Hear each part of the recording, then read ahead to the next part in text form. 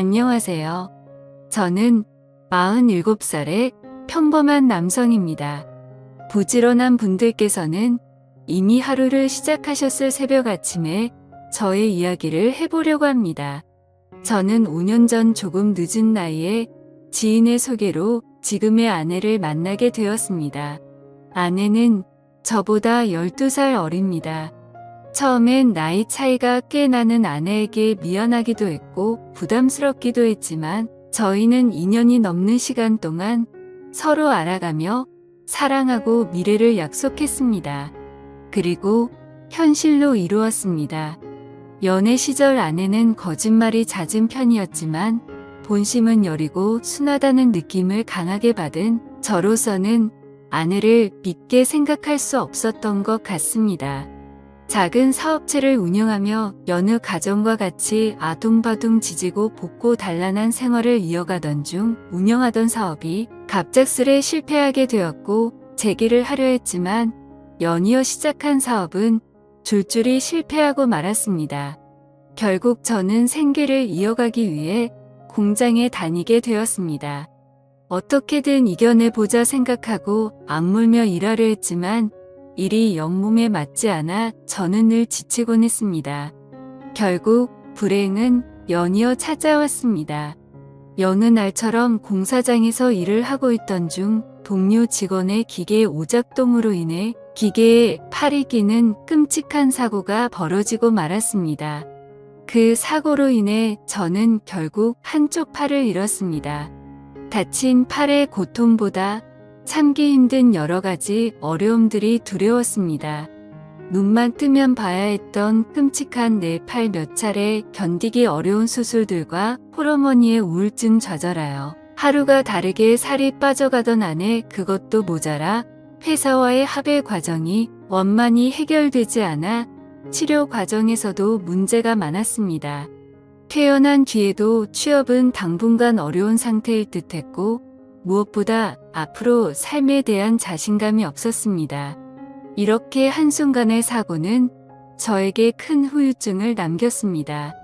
9개월의 긴 병원 생활 끝에 저는 어렵게 퇴원하였습니다.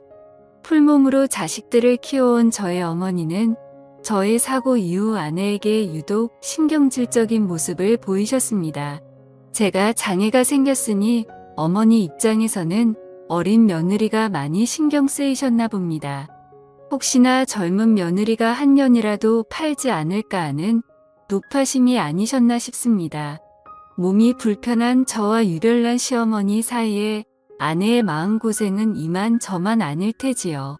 그런 아내에게 너무나 미안하고 고마웠습니다. 어머니께 걱정하지 말라며 아내에게 잔소리하는 어머니를 뒤로하고 아내 손을 잡아 이끌었습니다. 앞으로도 수개월 병원에 다니며 치료를 받아야 하는 상황입니다. 이토록 힘든 시기이지만 아내의 헌신적인 간호 덕에 현재 저는 희망을 잃지 않을 수 있었습니다. 퇴원 후 오랜만에 집으로 돌아와 그날도 아내는 저를 살뜰히 보살펴 주었습니다. 그때 아내에게 한 통의 전화가 걸려왔습니다. 아내는 황급히 전화를 끊어버렸습니다. 누구냐고 물었니? 실수로 알람을 잘못 맞춰 놓았다며 얼버무렸습니다. 짐작에 무언가를 숨기는 듯해 보였습니다. 그날 저녁에 아내가 잠시 나갔다 온다고 하더군요. 어딜 가냐 물었니? 집 앞에 잠깐 친구가 보자고 해서 다녀온다 했습니다. 저는 그런 아내의 외출이 의심스러울 수밖에 없었습니다. 밤 9시가 되어도 아내는 귀가하지 않았습니다. 그렇게 애타게 아내를 기다리고 있는데 어머니께 전화 한 통이 걸려왔습니다. 밥은 먹었냐며 뭐하고 있었는지 일상적인 이야기를 나누다가 어머니가 마누라 단속 똑바로 하라고 하시더군요. 무슨 소리냐고 물으니 동네 사람들한테 내가 무슨 소리를 들었는지라며 제가 병원에 입원했을 때 아내가 밤마다 외간 남자를 만난다고 다닌다는 충격적인 이야기였습니다. 아무래도 아내는 저보다 한참 어리고 저는 사고로 몸이 불편한 상황이니 남자로서 자신감이 많이 떨어진 상태였습니다. 어머니께 이상한 소문까지 들으니 신경이 많이 쓰이더군요. 며칠 후 저는 동네의 친한 후배를 은밀히 만났습니다. 어릴 때부터 알고 지낸 막연한 사이이라 저의 고민을 터놓고 얘기했습니다. 아내가 나 몰래 바람을 피우는 것 같다며 얘기했고 후배는 본인이 도울 수 있는 일이 없냐고 물었습니다. 저는 아내를 확인하고 싶었고 그렇게 후배에게 아내의 뒷조사를 부탁하게 되었습니다. 늦은 밤 또다시 아내가 집을 나서더군요. 주방에는 오늘도 늦을 테니 저녁 잘 챙겨 먹으라며 쪽지를 남겨놨습니다. 아내를 기다리다 출출하여 저는 부엌으로 들어갔습니다. 대충 라면이나 끓여 먹자 생각하여 라면을 끓이고 옮기던 찰나에 라면이 제 몸에 쏟아지고 저는 또 다치고 말았습니다. 어머니께 연락드려 도움을 받아 병원으로 왔습니다. 한참이 지나서야 아내가 병원에 나타났습니다. 진한 화장과 화려한 차림새의 아내. 도대체 어디서 무얼 하고 다니는지 점점 더 저의 의심은 커질 수밖에 없었습니다. 그 이후로도 아내의 매출은 점점 잦아지고 귀가 시간도 더욱 늦어졌습니다. 아내는 180도 달라졌습니다. 그리고 얼마 후 저는 동네 후배를 다시 만났습니다. 어떠냐 아내가 바람핀 거 맞냐 하면 물었습니다. 후배는 직접 보라며 사진을 주더군요. 너무나 깨끗했습니다. 장 보러 다니고 커피 마시고 다닌 게 다였습니다. 흠잡을 게 없더군요. 말도 안 된다며 후배에게 따졌습니다.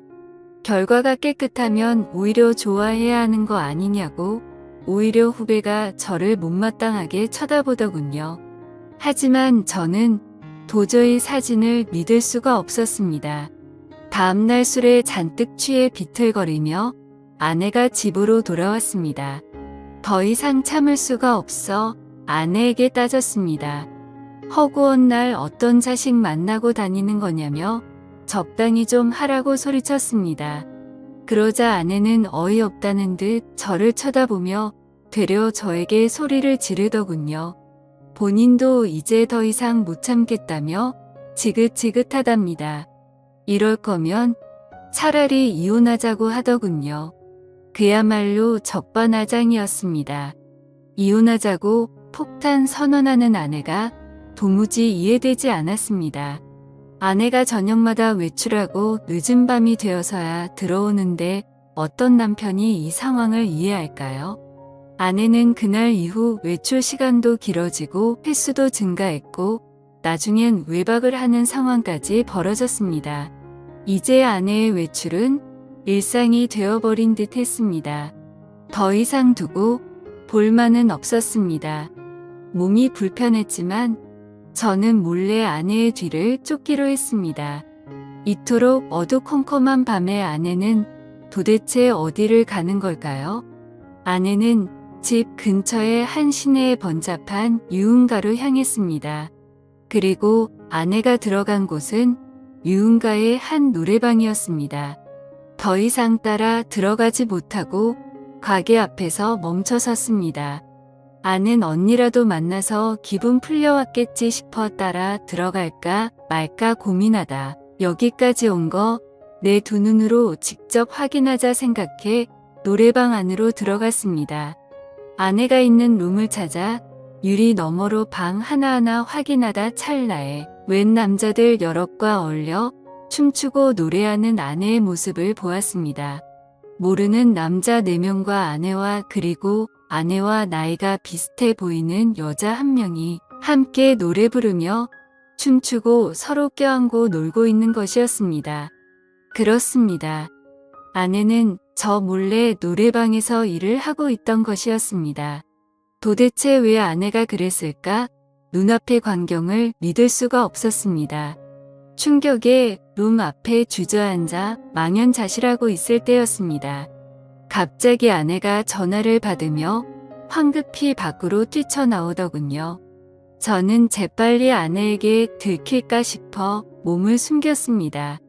누구를 만나기로 한 듯 뛰어가는 아내를 저는 다시 뒤쫓았습니다. 가로등이 없는 시내 한 골목에서 아내가 누군가를 기다리고 있었습니다. 그리고 그 어둠 속에서 아내를 향해 한 남자가 다가왔습니다. 그런데 그 남자는 놀랍게도 제가 고민을 터놓고 얘기했던 후배 녀석이었습니다. 흥분한 저는 보고 있을 수만은 없었습니다. 후배와 아내에게 다가갔습니다. 어떻게 너희들이 이럴 수가 있냐며 후배 놈에게는 왜 내가 내 마누라랑 놀아나고 있는 거냐고 따졌고, 아내에게는 이놈이랑 무슨 짓을 하고 다니는 거냐고 소리쳤습니다. 느닷없이 제가 나타나니 그 둘은 소스라치게 놀라더군요. 그런데 오히려 아내가 저를 냉정하게 밀치더니 이게 무슨 짓이냐고 되려 저에게 소리쳤습니다. 그러더니 이게 다 누구 때문인지 아냐며 이 모든 게 다 제 탓이라고 울부치더군요. 아내는 동네 언니의 소개로 몇 달 전부터 노래방에서 일을 시작했다고 합니다. 그렇게 저 몰래 매일 밤 노래방으로 출근했던 겁니다. 저의 사고로 긴 병원 생활을 마치고 태어날 무렵 아내를 기다리고 있던 건 어마어마한 액수의 병원비 청구서였다고 합니다. 저희에게 마땅히 들어놓은 보험도 없었고 경제적으로도 당연히 좋지 않은 상황이었습니다. 처음엔 저희 어머니와 처가 댁에서 도움을 받아 어찌어찌 살아갔나 봅니다. 저에게는 괜찮다며 걱정하지 말라고 했던 아내에게 이렇게나 큰 걱정이 있는 줄 미처 몰랐습니다. 괜찮다고 하여 저는 괜찮은 줄만 알았네요. 평범한 주부로만 살아온 아내가 큰 돈을 마련할 수 있는 일은 결국 도움의 일이었던 것이었습니다. 저의 치료비와 생계를 이어가기 위해 아내 역시도 이 악물고 시작한 일이었는데 오히려 저 때문에 아내의 불행이 시작되었던 것이었습니다. 아내의 뒷조사를 부탁한 후배놈이 아내의 노래방으로 찾아갔던 것이었습니다. 후배놈이 아내에게 노래방에서 아내가 남자들과 어울리는 수십 장의 사진을 보여주며 아내의 비밀을 지켜주는 대가로 계속해서 돈을 요구했던 것입니다. 심지어 그 후배놈은 돈이 적다는 이유로 아내에게 폭력까지 휘둘렀었다고 합니다. 이 후배놈은 저희 아내가 도우미 일을 하는 것을 알면서도 저에게 말을 하지 않은 것이지요. 그리고 오히려 아내를 찾아가서 도우미 일이라는 것을 남편에게 말하지 않을 테니 돈을 내놓으라고 협박했던 것입니다. 아내가 저를 붙잡고 하소연합니다. 자신이 얼마나 힘들었는지 아냐며 모든 게 저를 사랑해서 그런 거였다고 합니다. 저는 왜 진작에 나한테 말하지 못했냐고 미안하다고 아내를 껴안고 울었습니다. 그리고 그 후배놈을 아내를 협박한 이유로 경찰에 신고했습니다. 이제 곧 뜨는 해를 바라보면서 이렇게 글을 쓰니 그때의 일이 다시 생각나네요. 지금 저는 적은 돈이지만 일을 할 수 있는 상황이 되었고 아내도 근처 식당에서 일을 하며 지내고 있습니다. 함께 모으는 돈이 비록 큰 돈은 아니지만 서로가 있음에 감사하고 행복해하며 열심히 살고 있습니다. 긴 글 읽어주셔서 감사합니다. 오늘의 사연 들어주셔서 감사합니다. 여러분의 생각은 어떠신지 댓글 달아주세요. 재미있게 시청하셨다면 구독, 좋아요 부탁드립니다.